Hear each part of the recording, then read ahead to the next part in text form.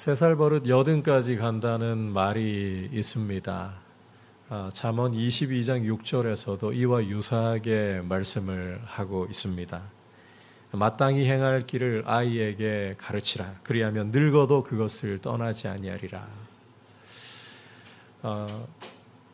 이 모든 이야기가 보여주고 있는 것이 이 습관의 힘, 틀의 힘이 얼마나 강력한가 하는 점입니다. 사람에게 어떤 습관이 있느냐, 어떤 틀이 만들어져 있느냐, 이게 인생에 큰 영향을 끼친다는 거예요. 그만큼 습관의 힘, 틀의 힘이라는 것은 큰 것입니다. 앞서 히브리서 기자는 천사보다 탁월하신 예수님에 대해 증언을 했습니다. 천사보다도 탁월하신 영광의 주님이 오히려 천사보다 잠깐 동안 못하게 하심을 입으시고 당신의 백성을 어떻게 위하셨는가 보여주었어요. 그리스도께서는 혈과 육을 입고 우리와 똑같은 사람이 되셔서 십자가에 달려 그 피를 흘리심으로 우리를 죽음의 권세 잡은 자 마귀로부터 풀어주셨습니다. 그리고 이제 우리 주님은 존귀와 영광으로 관을 쓰셔서, 다시 말해 부활 승천하시고 하나님 보좌 우편에 앉으셔서 우리를 위한 대제사장이 되셨습니다. 창조주로서 이미 우리를 잘 알고 계시지만 당신이 낮아져서 우리와 똑같은 혈육이 되심으로 우리의 모든 연약함을 직접 몸으로 겪어 보심으로써 우리를 더 잘 아시고, 그러한 분이 우리를 위해 하나님 보좌 우편에서 간구하신다는 거예요. 따라서 이제 이 예수를 깊이 생각하라는 것이 바로 지난 시간의 메시지였습니다. 오늘 말씀은 이제 모세와의 비교를 통해서 예수님의 탁월하심에 대해서 히브리서 기자가 증언을 하고 있는데, 이 탁월하신 그리스도께서 어떤 일을 행하셨는가, 이 부분을 통해 성도가 어떤 모습으로 서야 하는가를 도전을 하고 있어요. 아울러 시편 인용을 통해서 과거 출애굽한 이스라엘이 광야에서 어떻게 완고한 모습을 보였는지를 통해서 우리에게 또한 경고와 도전을 주고 있는 게 오늘 말씀의 내용입니다. 이제 함께 이 말씀을 살펴보면서 주시는 메시지를 귀 기울이도록 하겠습니다. 자, 오늘 말씀 2절을 보시면 그는 자기를 세우신 이에게 신실하시기를 모세가 하나님의 온 집에서 한 것과 같이 하셨으니라고 말씀을 하고 있습니다. 여기에서 그러한 예수님을 가리키고 있는데, 히브리서 기자는 예수님께서 자기를 세우신 하나님 아버지께 신실하셨다, 충성하셨다라고 묘사를 하고 있어요. 마치 모세가 하나님의 온 집에서 충성했던 것처럼 그리스도께서 하나님 아버지께 충성을 하셨다. 그러니까 이 모세와의 비교를 통해서 예수 그리스도의 그 충성되심을 지금 강조하려고 한다는 것입니다. 히브리서를 받아보고 있는 독자들은 유대인 출신의 그리스도인들이라고 지금 계속해서 여러분들께 말씀을 드리고 있습니다. 유대인들에게 있어서 모세라는 사람은 그야말로 전설 그 자체인 사람이에요. 전설이라고 불려도 아무런 손색이 없습니다. 유대인들이 어떤 것보다도 중요하게 여기고 있는 율법을 전해주는 중보 역할을 했다라는 점에서 모세는 전설이라고 불려도 그것만으로도 전설이라고 불려도 아무 문제가 없습니다. 자, 그런데 이 율법 문제를 떠나서라도 모세는 굉장히 탁월한 지도자였습니다. 모세가 죽고 난 후에 성경이 증언하는 것을 우리가 귀를 기울여 보면, 신명기 34장 10절 이하의 귀를 기울여 보면 이런 증언을 하고 있기 때문입니다. 같이 한번 말씀을 보도록 할까요? 시작. 그 후에는 이스라엘의 모세와 같은 선지자가 일어나지 못하였나니 모세는 여호와께서 대면하여 아시던 자예요. 자, 얼마나 위대한 선지자가 모세라는 사람이었던지 이걸로 증명 다 되어버리죠. 모세 이후에 이만한 선지자가 일어남이 없었다. 그는 하나님이 대면해서 아시던 자다. 이걸로 모세의 위대함 끝이에요. 그런데 이 모세에 대해서, 특히나 그 충성됨에 대해서 하나님이 직접 증언해 주실 정도로 이 모세가 탁월했다는 것, 인물 자체로도 탁월하지만 그 중에서도 충성됨이 얼마나 탁월했는가. 민수기 12장 6절부터 8절까지에서는 또 이렇게 말씀을 합니다. 귀를 기울여 보십시오. 너희 중에 선지자가 있으면 나 여호와가 환상으로 나를 그에게 알리기도 하고 꿈으로 그와 말하기도 하거니와 내 종 모세와는 그렇지 아니하니 그는 내 온 집에 충성함이라. 그는 내 온 집에 충성함이라. 그와는 내가 대면하여 명백히 말하고. 자, 하나님이 이 정도로 평가를 해주셨다. 그렇다면 이 모세라는 인물은 이스라엘 전 역사를 다 통틀어서도, 성경 인물 다 통틀어서도 충성됨을 따라갈 리가 없다라는 거예요. 그 정도로 충성됨에서 탁월한 사람이 모세이다. 자, 다시 오늘 말씀 2절로 돌아와서 모세가 하나님의 온 집에서 이스라엘 백성 가운데에서 충성했다라고 말씀을 하고 있는데, 히브리서 기자는 모세가 이스라엘을 출애굽하도록 인도해서 광야 40년 동안 잘 돌보았던 것을 하나님의 온 집에 충성했다, 이렇게 묘사를 하고 있는 겁니다.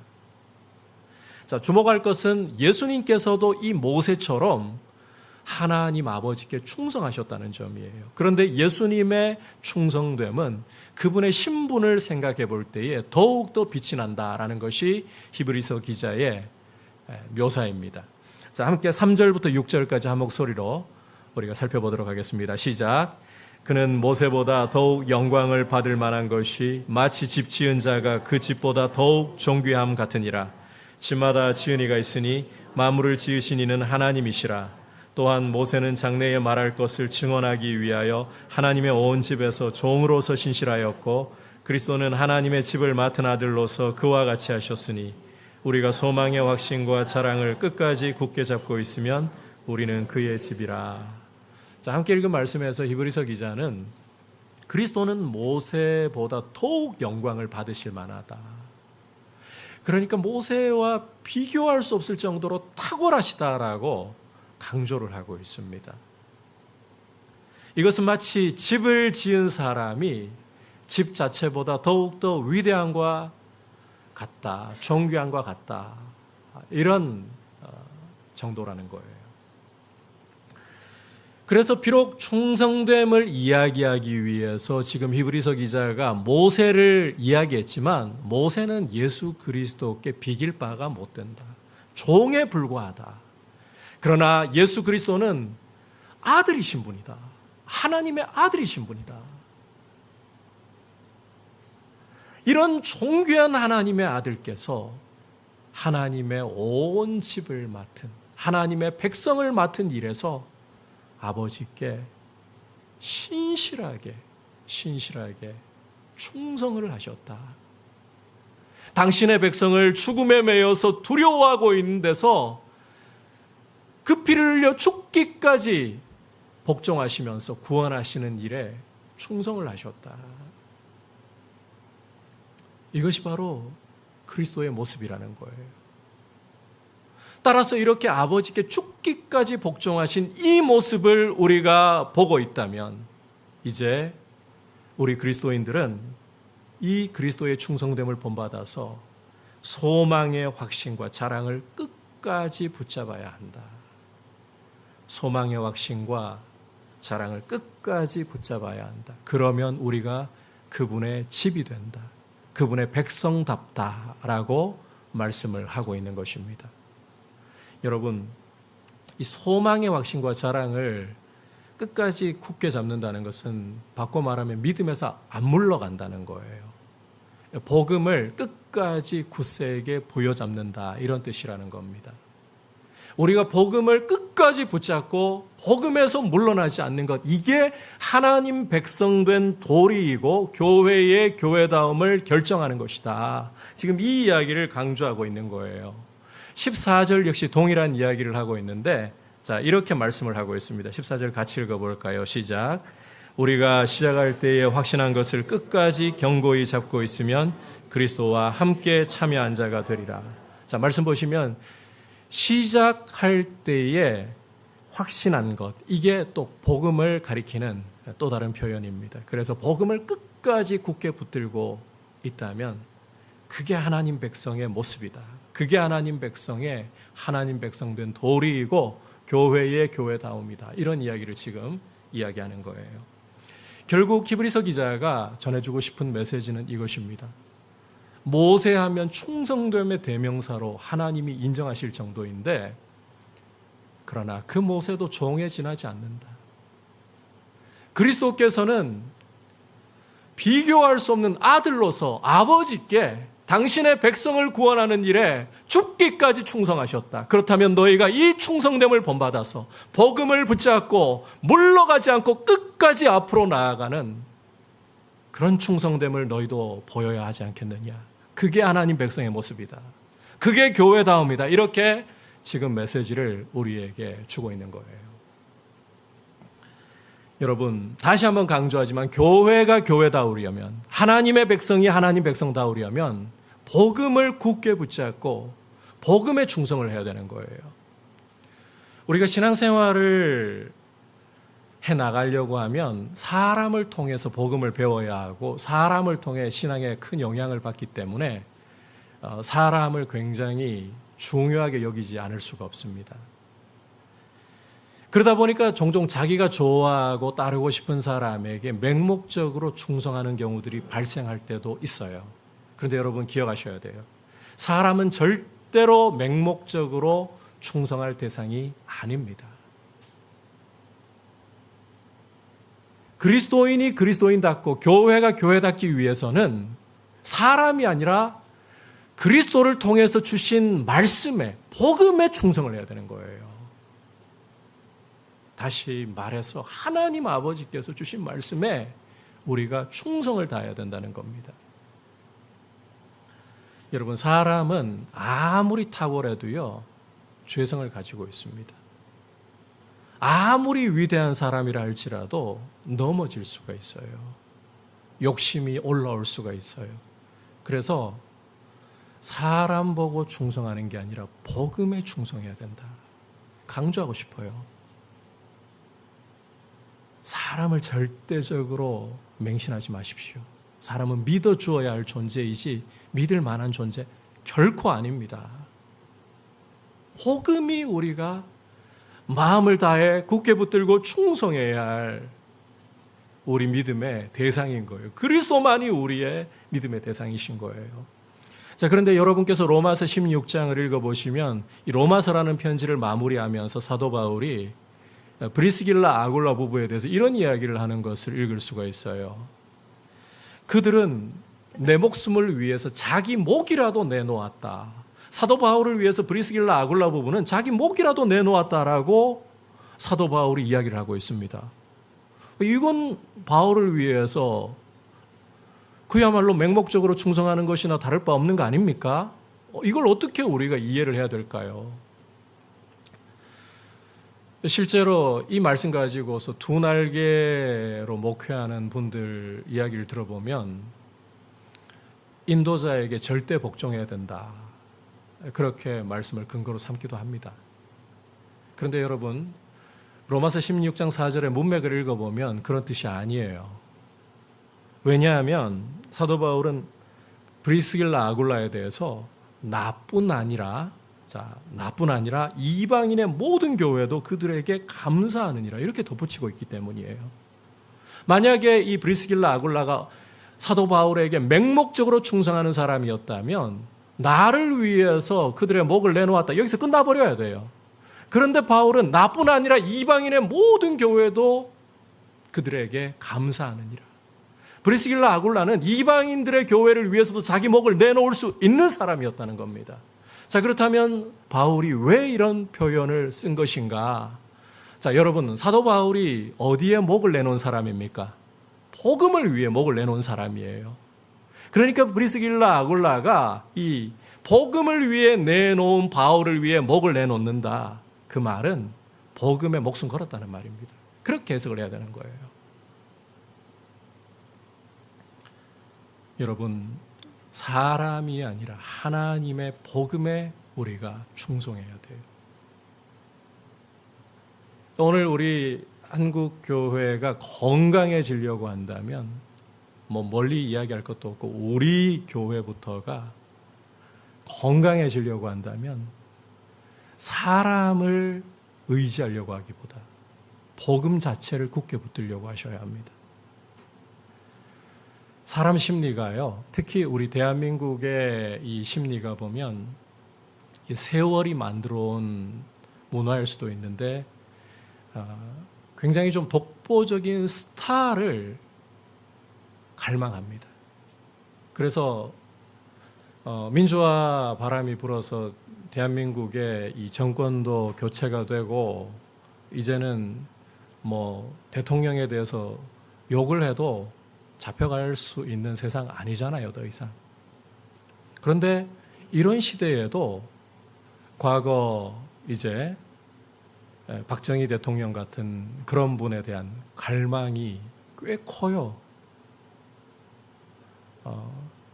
유신 체제로 나라를 독재로 가고 싶어 했음에도 불구하고 그래도 그분에 대한 갈망이 꽤 커요. 잘했다라고들 이야기하세요. 왜 그런가 하면 그런 한 사람이 주도적으로 나라를 이끌어가는 게 좋아 보이거든요. 그런 문화가 우리 안에 있다 보니까 교회에서도 스타 목회자에 대한 갈구가 적지 않습니다. 근데 여러분, 심지어 천하의 모세조차도 종에 불과했어요. 모세도 연약함을 가지고 있고 넘어질 수 있었습니다. 미리암이 죽고 난 후에 이스라엘 백성이 물 달라고 또 불평과 원망을 쏟아부으니까요, 눈이 이미 죽었어요. 오래되지도 않았어요. 불평이 막 쏟아지는데 모세가 이거 감당하려고 하니까 얼마나 힘들었겠습니까? 아무리 하나님과 대면해서 말하는 사람이라 할지라도 인간적으로 너무 힘들었겠죠. 감정이 정리가 다 안 되어 있을 텐데 물 달라고 불평하고 욕하고 덤벼드니까 하나님께서 모세에게 지팡이를 가지고 반석을 가리키라. 그러면 물이 솟아날 것이다. 어떻게 했습니까? 모세가요, 분에 못 이겨가지고 가리키라 했는데 지팡이를 들고 이스라엘 회중 앞에서 이 반석을 땅땅 2번을 쳐버렸어요. 이게 뭘 보여줍니까? 천하의 모세도 장사가 아니라는 겁니다. 넘어질 수 있다는 겁니다. 그래서 그것 때문에 가나안 땅에 못 들어갔잖아요. 사람은 맹목적으로 충성할 대상 아니에요.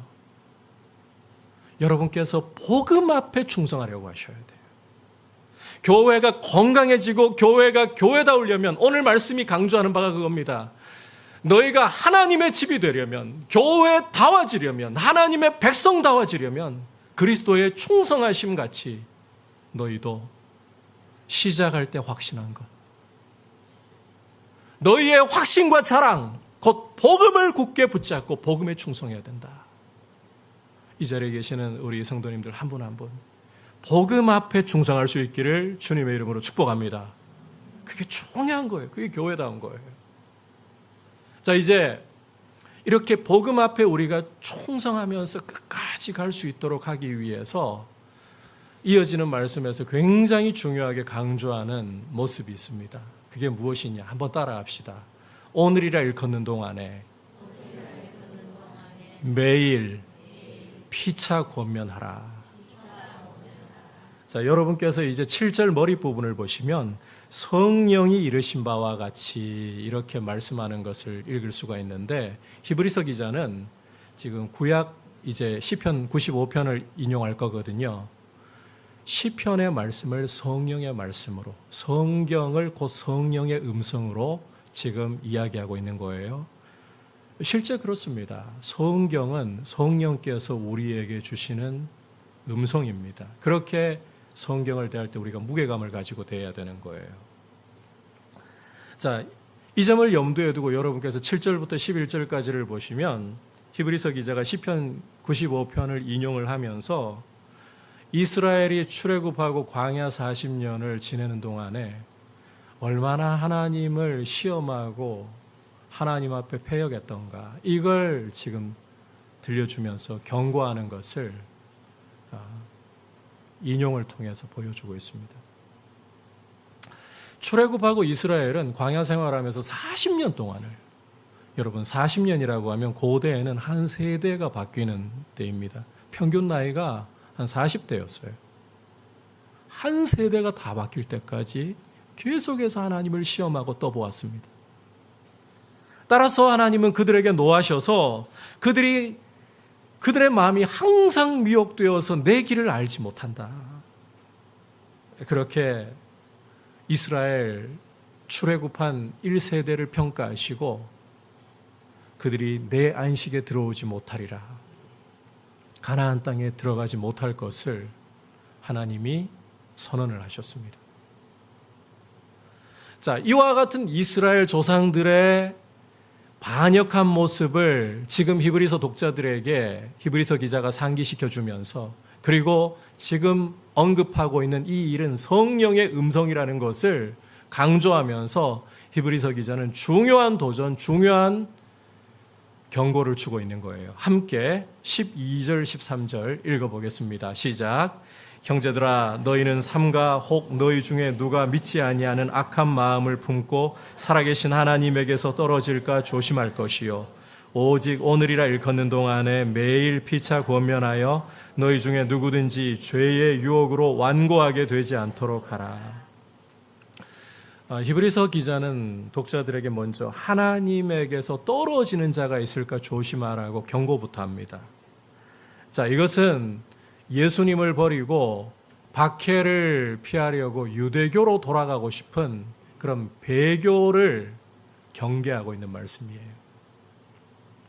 자, 주목할 사실은 이와 같은 배교, 여러분 그 신앙생활에서 배교보다 무서운 죄는 없습니다. 그리스도를 버리는 것보다, 하나님께로부터 떨어지는 것보다 무서운 죄가 없어요. 이와 같은 배교가 어디서부터 출발하느냐? 참 놀랍게도 작은 마음에서부터 출발합니다. 믿지 않는 마음에서, 믿지 않는 악한 마음에서 출발한다는 거예요. 여러분께서 악한 마음 그러면 어떤 게 떠오르십니까? 행동까지도 아니고 뭐 살인이나 간음이나 도둑질이나 내 이익을 위해 가지고 거짓 증거하려고 하는 그런 생각이 떠오르잖아요. 그런데 여러분, 이런 뭐 구체적인 부분이 아니더라도요, 믿지 않는 마음, 믿지 않는 생각, 이게 배교로까지 이어질 수 있는 무서운 일이라는 거예요. 13절 끝부분에서는 이런 모습을 가리켜서 죄의 유혹으로 완고하게 되는 것이라고 묘사를 하고 있습니다. 우리의 마음이 뭐 큰 것도 아닙니다. 믿지 않는 모습, 죄의 유혹 때문에 완고해지면 이게 천국에는 배교라는 엄청난, 그리스도를 버리는 엄청난 결과로도 이어질 수가 있다. 따라서 이런 마음, 이 믿지 않는, 별거 아닌 것처럼 보이지만 믿지 않는 마음, 죄의 유혹으로 완고해지는 이런 모습을 경계하고 조심을 해야 된다는 거예요. 여기서부터 조심을 해야 된다는 거예요. 그래야 우리가 그리스도의 충성됨을 본받아 복음을 끝까지 충성되게 붙잡을 수가 있다는 것입니다. 자, 그렇다면 이런 악한 마음을 우리가 경계하고 큰 죄로 이어지지 않도록 잘 서 있기 위해서 적극적으로 어떻게 해야 되느냐? 오늘의 굉장히 중요한 메시지인데요. 오늘이라고 일컫는 동안에 매일 피차 권면하라는 것입니다. 오늘이라고 일컫는 동안에 매일 피차 권면하라. 자, 먼저 여기에서 오늘이라고 일컫는 동안에 라는 표현을 여러분께서 주목하실 필요가 있는데, 시간이 굉장히 중요하다는 거예요. 오늘이라는 시간이 너무너무 중요하다. 이 완악한 마음에 빠지지 않기 위해서, 믿지 않는 악한 마음이 우리 안에 자리 잡지 않기 위해서 오늘이라는 시간을 잘 활용하라. 여러분, 우리 그리스도인들은, 특히 우리 그리스도인들은 내일 하자, 내일 하면 되지 뭐 이렇게 미루어서는 안 돼요. 내일이라고 말하기 시작하는 순간에 죄성은 옳거니 하고 고개를 들게 됩니다. 특히 하나님의 말씀을 순종하는 일에서는 지금부터, 오늘부터라고 해야지 내일이라고 하면 안 되는 거예요. 그 순간 마귀는 우리 속에 있는 죄성이 고개를 들도록 부추기고, 죄성은 여지없이 우리를 휘감아서 내일 되면 오늘의 습관이 올라오도록 만들어버립니다. 넘어지는 거예요. 그리고 여러분, 우리에게 주어진 시간을 보면 오늘밖에 없습니다. 어제는 이미 지나가고 우리 손에 잡힐 수가 없어요. 아무리 돌이키려고 해도 어제의 시간은 내가 돌이킬 수가 없어요. 내일, 그게 내 손에 잡힐지 어떻게 보장할 수 있습니까? 단 1분 후의 일을 내다볼 수 없는 게 안개와 같은 인생 살아가는 우리의 모습인데, 여러분, 이번에 대만의 강진이 7.2 정도의 강진이 일어나가지고 많은 사상자가 발생을 하고 아직도 매몰되어 있는 실종자들 찾기 위해 애를 쓰고 있잖아요. 그 사람들이 지진 1분 전에 과연 그런 지진이 일어날 것이라고, 과연 그들의 삶이 한순간 망가질 수 있을 것이라고 상상이나 했겠냐고요. 그래서 주님이 우리 손에 내일이라는 시간을 주시기까지 우리는 단 1분 후의 미래조차도 우리 것이라고 장담해서는 안 되는 거예요. 우리에게 주어져 있는 시간은 오늘밖에 없는 것입니다. 그래서 오늘이라는 때에 하나님의 말씀에 순종하자. 내일로, 오늘은 이제 뭐 이만큼이나 흘러갔으니까 내일부터 다시 하면 되지 뭐. 아니요, 절대 그러시려고 하면 안 돼요. 강조합니다. 죄성이 고개를 듭니다. 내일이라고 하는 순간 거기에 죄성이 파고들기 시작하고 우리의 결단을 흐물흐물하게 만들어버리고, 내일이 되면 습관을 쫓아 또 넘어지는 일들이 반복이 되는 거예요. 오늘이라고 일컫는 동안에. 이게 그래서 굉장히 중요한 표현이에요.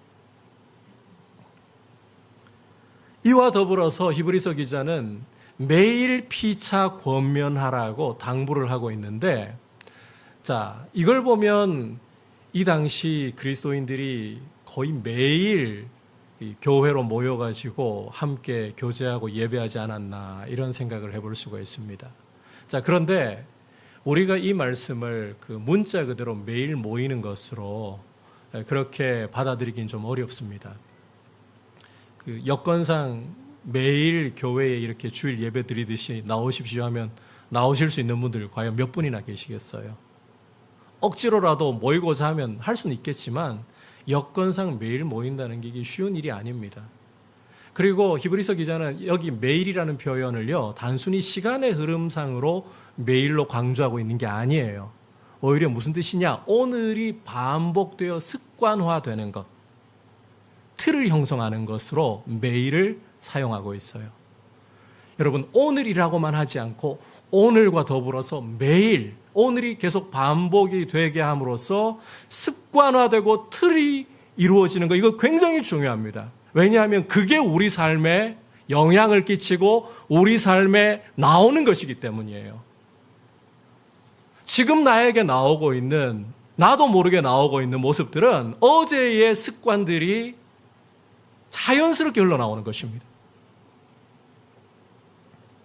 따라서 우리가 이 복음에 충성하려고 하면, 악한 마음에 빠지지 않으려고 하면 오늘이라고 하는 동안에 서로를 권면하는 모습이 반복되어서 틀이 되게, 습관이 되게 만들어야 된다는 거예요. 그럴 때 서로 권면하는, 믿음으로 서로 권면하는 이런 아름다운 것이 우리의 삶 속에 영향을 끼치게 되고 실제화된다는 것입니다. 습관의 힘이 너무 중요하다는 거예요. 여러분, 어떤 습관을 만드느냐, 인생이 영향을 받아요. 어떤 틀을 만드느냐, 그게 여러분들이 이 자동으로 올라와서 여러분들의 삶을 주관하게 되는 거예요.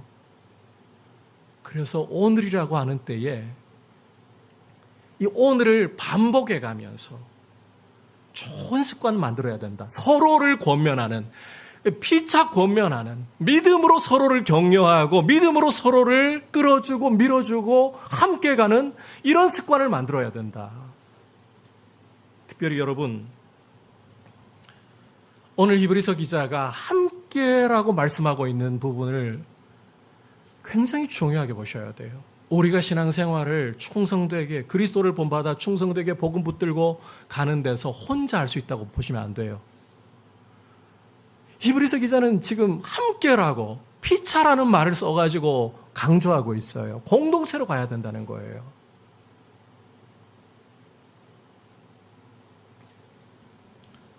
공동체로 서로를 권면하고 서로를 잡아주는, 이걸 자기의 틀로 만들 때 비로소 자기 것이 되고 그게 삶에 영향을 끼치게 되는 겁니다.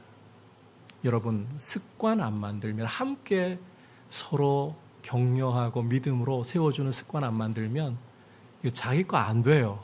한 번, 두 번 어쩌다가 우리가 잘할 수는 있는데, 그 습관 안 만든 사람들 보시면 한 번, 두 번은 반짝하고 될 수 있을지 모르지만 조금만 지나보면 왜 안 돼? 당연하죠. 습관이 안 됐으니까. 운동선수들 부지런히 매일같이 훈련하는 이유가 뭐겠습니까? 그게 아예 자기의 틀이 되게 만들려고 하는 거예요. 그래야 몸이 알아서 반응하거든요. 그런데 매일 하던 사람도 운동을 한 달, 두 달 쉬어버리잖아요. 운동선수가 컨디션을 못 찾아요. 잠깐은 반짝하고 될지 모르겠는데 매일 하던 사람들 틈 속에서 부딪혀보면 왜 안 나오지? 안 나올 수밖에요. 틀이 깨져버렸으니까 그런 거예요. 그래서 우리가 이 틀을 만들려고 하되 서로 믿음으로 권면하고 서로 믿음으로 함께 가는 이 틀을 잘 만드는 게 우리 신앙생활을 지키고 복음을 굳게 붙들고 끝까지 갈 수 있는데 너무너무 중요한 거다.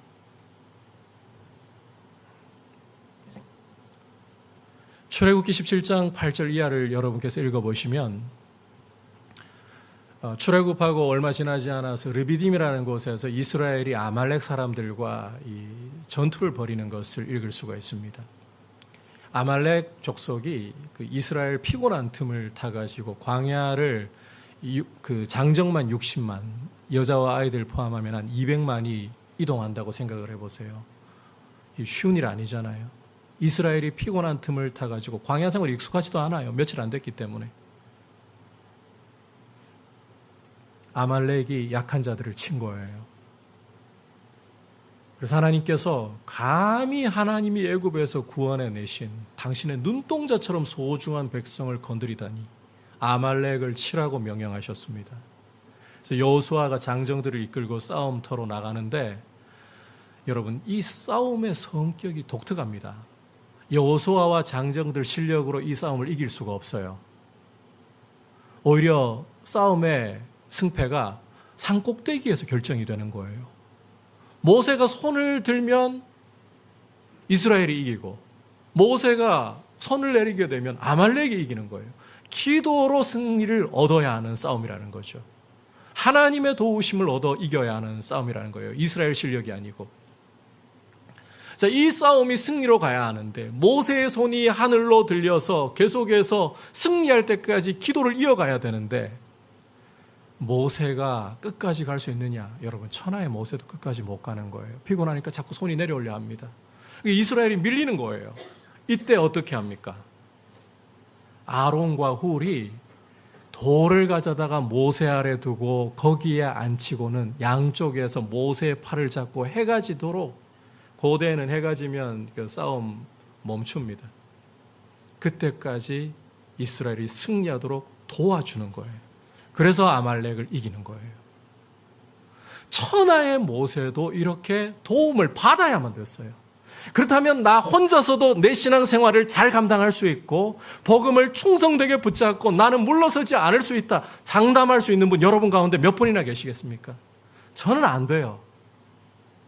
제가 이렇게 목사로서 강단에서 말씀을 전하고 또 성경을 연구하고 이게 저의 신앙생활을 지키는 데서도 큰 도움이 되는 거예요. 이 새벽 말씀 준비하기 위해서 매일 우리 사역자들 PBS를 합니다. 그리고 또 매일 이 단톡방에다가 올리면서 보고를 해요. 최소 성경 20장 이상씩은 읽도록 우리가 보고를 합니다. 이걸 통해 가지고 새벽 설교를 준비하게 되고 말씀을 계속 준비해 가는 거예요. 그런데 이게 단지 저한테 유익한 여러분한테 유익한 게 아니라 저한테 유익하더라고요. 해보니까 힘들어요. 매일 PBS 한다. 이 되게 힘들어요. 코로나 터졌을 때 이걸 시작했었는데 매일 하는 것을요. 가을쯤 되니까 봄에 코로나 터졌잖아요. 그 2월 말에 해가지고 본격적으로 코로나가 터진 게 봄이었었는데 가을쯤 가니까 미치고 발작 뛰겠는 겁니다. PBS 하는 거 그냥 던져버리고 싶어요. 하다가 어떤 날은 견디고 1년 정도를 버텼어요. 또 이렇게 그걸 기다리는 사람들이 있으니까 견딜 수 있었던 거죠. 1년 정도 해보니까 좀 할만해지더라고요. 그런데 그 이후로도 지금까지 5년을 쭉 해오면서 제가 고백할 수밖에 없는 것 중에 이게 실은 그 PBS 한 걸 그 제비 새끼가 입 벌리고 기다리듯이 하는 후배들이 있거든요. 그 친구들 때문에라도 억지로 유지를 한 거예요. 해보니까 저한테 제일 유익해요. 남을 떠나 저한테 유익해요. 여러분, 함께 가는 게 얼마나 중요한지 몰라요. 그게 결국은 자기한테 가장 큰 유익을 주는 거예요. 때로는 우리가 이 관계 속에서 특히나 또 나하고 이게 성향이 잘 안 맞는 사람들과 관계를 해나가는 부분들 쉽지 않은 일이죠. 다 같을 수는 없으니까 또 내가 원치 않는 경우들 만날 수 있을 테니까 그럴 때는 참 힘들어요. 목사님 저도 그건 똑같이 힘들어요. 그런데 교회는 보면 다 다른 사람 하나님이 모아놓으셨거든요. 성향적으로 좀 비슷한 다윗 목사가 좀 조용한 성향이니까 우리 교회 전반적으로 보면 좀 조용한 그런 면에서는 비슷한 게 있는데 한 분 한 분 다 틀려요. 다 달라요. 틀렸다는 말이 아니고 참 달랐다는 말이 옳죠. 다 달라요. 근데 이렇게 다른 우리를 하나로 묶어 놓으셔가지고 서로 교제하게 하시는 것은 함께함을 통해서 복음을 굳게 붙들 수 있는 이런 안전한 울타리를 우리에게 주셨다는 거예요. 여러분 혼자서는 복음을 충성되게 끝까지 붙들 수 없다라는 거 꼭 기억하셔야 돼요. 혼자라고 하는 순간 마귀가 표적을 찾았다라고 그렇게 딱 생각하게 된다는 것을 잊으시면 안 됩니다. 혼자라고 하는 순간에 마귀는 먹이를 찾은 겁니다. 공동체로 같이 가야 돼요. 우리 동산 모임이 그런 성도의 교제를 세워나가는데 정말 중요한, 정말 귀한 틀이 되어야 되는 거예요. 여러분, 그리고 동산 모임을 할 때에 동산 일꾼들에게 짐을 다 지우려고 하지 마십시오. 모임 안 나오는 사람 있으면 일꾼이 연락해야지. 같이 하면 어떤가요? 동산 일꾼은 혼자 하게 두지 마세요. 혼자서 안 된다 그랬잖아요. 내가 그게 눈에 보이면 같이 도와주는 거예요. 알아서 잘하라 하시면 안 돼요. 동산 일꾼도 성향이 천차만별이에요. 말로 모임을 그 분위기를 처음부터 잘 풀면서 이끌어가기가 쉬운 분이 있는가 하면 아이스 브레이킹을 어떻게 할 것인가 준비하고 노력을 했는데도 불구하고 이야기하면 막 썰렁해지는 이런 경우들도 생길 수 있어요. 제가 강단에서 농담하면 썰렁해지잖아요. 뭐 이런 자폭 정도야 뭐. 제가 농담하면 이게 웃지를 않더라고요. 썰렁해지고. 뭐 이런 사람이 이끌어봐요. 쉽지 않지. 그럴 때는 분위기 좀 잘 띄울 수 있는 분들이 옆에서 좀 도와주는 거예요. 그렇게 하면서 함께 우리 모임을 통해 다 도움이 서로 필요하다. 이걸 생각하시면서 함께 가야 됩니다. 함께. 복음에 충성하고 복음을 끝까지 붙들고 가는 일은 절대 혼자 안 됩니다. 앞에 서 있는 저도 혼자 안 됩니다. 여러분이 있기 때문에 여러분에게 말씀을 바르게 전하고 바르게 먹이고 싶은 이런 갈망이 여러분들 때문에 오히려 나를 세우는 그 경험을 저부터 가는데요. 여러분 없으면 저 목회 잘할 것 같습니까? 아니요, 못합니다. 여러분 없으면 제 신앙생활 잘 지킬 수 있을 것 같습니까? 아니요. 제 신앙 지키는 것조차도 버거운 것이 저입니다. 같이 가야 되는 거예요. 같이. 그래서 우리의 동산 모임을 참 귀하게 여기고 우리 동산 일꾼들과 함께 서로 격려하면서